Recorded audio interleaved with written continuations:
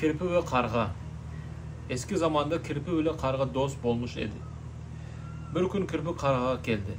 Karga, benim tonum yaman, tikenli. Senin tonun yaxşı, yumuşak, yengil.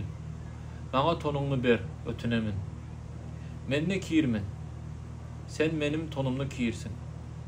Yaraydı, dedi karga. Onlar tonlarını alıp verdiler. Ama kirpi alma yığı almadı. Tülküden korna almadı. Karga uça almadı. Kirpi kaytadan kargaga geldi. Karga, benim tonum yaxşı eken. Men alma yığı almayımın. Tülküden korna almayımın. Men uça almayımın. Barlık kargalar menden kaçalar. Her kimden öz tonu özüne yaxşıdır. Şimdi ikinci hikaye. Lev Tolstoy'un masalı. İki yoldaş. İki yoldaş ormanda ketip barganda olarga karşı ağaçlıktan ayı çıka geldi. Birisi tez ağaçka minedi, başkası yolda yatıp ölmüş olup kaladı.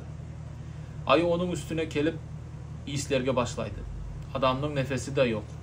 Ayı onun betini islep, ölmüş dep ketip kalmış. Yoldaşı ağaçtan düşüp, ayı kulağına ne dedi dep soragan. Kıyınlıkta yoldaşını koyup kaçkan yoldaş bolmaz dedi degen o. Yine bir hikaye. Horoz satuvçusu. Bir adam tan erten turup horoz satın almak için bazarga ketedi. Çünkü tavukları köp, horozu yok eken. Bazarda horoz saylap yürgende bir satuvçunun bakınız kanday güçlü güzel horozlar. Eğer olar talaşırga başlasalar ölümge deyin urşalar dedi. Bu adam satuvcuga kelip mağa ölgençe emez, yengençe talaşagan horoz ber deydi.